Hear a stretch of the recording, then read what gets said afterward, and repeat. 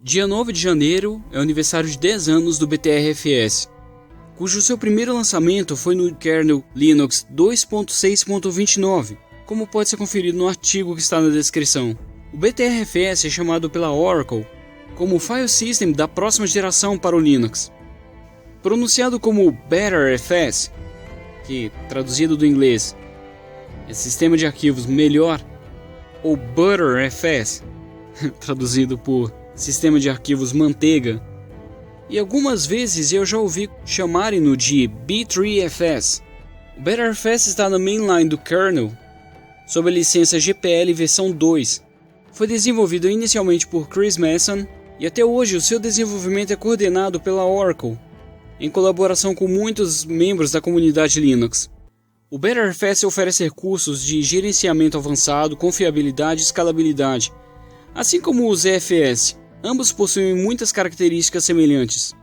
Ele capacita os usuários a criar snapshots, compressão e gerenciamento de dispositivos integrados.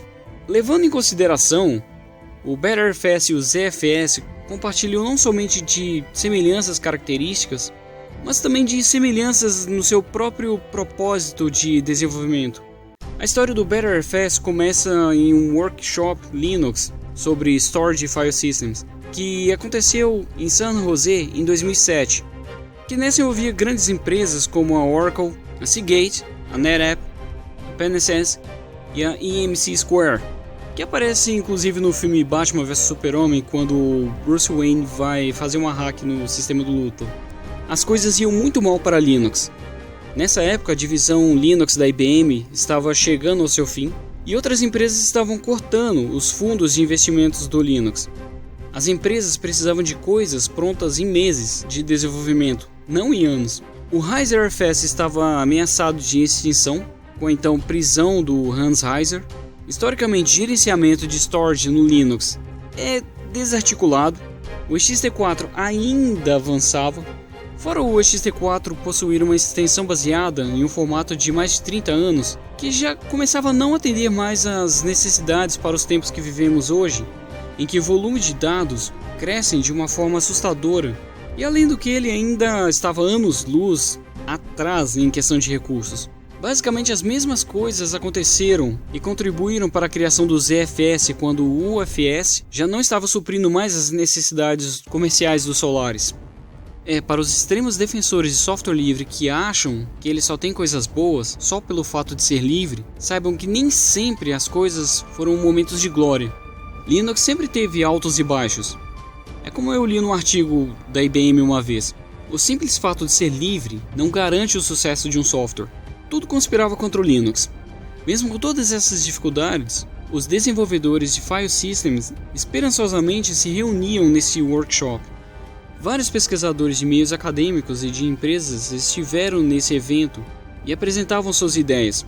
Um deles era Ohad Rodé, dos laboratórios de pesquisas da IBM de Haifa, que apresentou um tipo de file system B3 Copy on Write.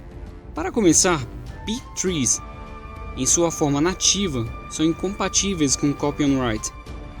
Mas o B3 de Ohad, que certas horas seu B3 era chamado de B+3, era diferente por Ohad ter adicionado alguns algoritmos ao seu B3 e que resultaram em uma estrutura de dados simples, robusta e genérica, nas quais rastreavam com extrema eficiência as extents em um file system Copy on Write. Ohad já havia cessado seus trabalhos de pesquisa nesse seu, digamos, protótipo e queria que alguém utilizasse o seu amigável B3 Copy on Write em algo bom. É aí que entra Chris Mason. Chris Mason já havia contribuído com o desenvolvimento do Heiser-FS, e até onde eu me lembro, Chris era o cara que mantinha o desenvolvimento ativo do Heiser-FS no SUSE por um bom tempo. Chris tinha acabado de sair da SUSE e ido trabalhar em um grupo de Linux dentro da Oracle. Com o trabalho no Heiser-FS, Chris aprendeu bastante do que deveria e o que não deveria fazer em um file system. Fora conhecer os vários recursos incríveis do Heiser-FS, tipo empacotamento de arquivos pequenos, B3s para a última pesquisa, layout flexível, isso é muito importante. Foi aí onde Chris teve a seguinte ideia: e se tudo em um file system, como inodes, dado de arquivo, entradas de diretórios, bitmaps, trabalhos e etc. fossem em um único item e um B3 Copy and Write. Todas as leituras e escritas iriam para o mesmo code path, e dali ele empacotaria os itens em um Node B3 e sairia sem saber ou se importar com o tipo de item. Assim você só tem que escrever o código uma única vez e obter os checksums, contagem de referência, no caso para snapshots, comparações, fragmentação e etc. Nessa época, trabalhando já para a Oracle, Chris viu a oportunidade única de dar uma olhada mais detalhada nos recursos que estavam faltando no Linux e sentiu que o BTRFS, ou BetterFS, seja a forma que você quiser chamar, era o melhor jeito de solucioná-los. Ao mesmo tempo, Chris imaginava a estrutura de design técnico do BTRFS. Ele também pensava em como conseguir financiamento em curto e longo prazo para desenvolvê-lo. Depois de alguns meses de hack e debate sobre o seu design com Zach Brown e muitos outros, Chris postou o BTRFS para review. De lá para cá, muitas empresas como a Red Hat, SUSE, Intel, IBM, HP e Fujitsu vêm contribuindo fortemente para o desenvolvimento do BTRFS. Hoje podemos citar mais empresas que contribuem para o seu desenvolvimento como o Facebook ama o BTRFS, Fusion.io, própria Linux Foundation, que vale lembrar não é uma empresa, a Netgear, a Oracle, claro, Strato, SUSE, e tem uma lista bem maior. Isso para mantê-lo estável, coisa que hoje ele é considerado e pode ser conferido até dentro do próprio kernel essa informação. E existe também uma lista, que na verdade é incompleta, de empresas que utilizam o BTRFS em produção. Lembrando, a lista é bem maior, muitas delas envolvidas inclusive no seu desenvolvimento. O Facebook, que começou a testá-lo em produção a partir de 2014, especificamente em abril de 2014, a Joomla em smartphones, a Lavoo com soluções de ponto de venda de iPad, utilizando para a compressão de log em web server, a Rockstar, que é uma distribuição baseada no CentOS focada em servidores NAS, onde o seu maior diferencial é desfrutar exatamente das riquezas dos recursos do BTRFS. Graças ao BTRFS é que Rockstar pode oferecer soluções avançadas em NAS, tanto que é dada em uma distribuição baseada no BTRFS, oferecendo-o como o único file system no sistema operacional.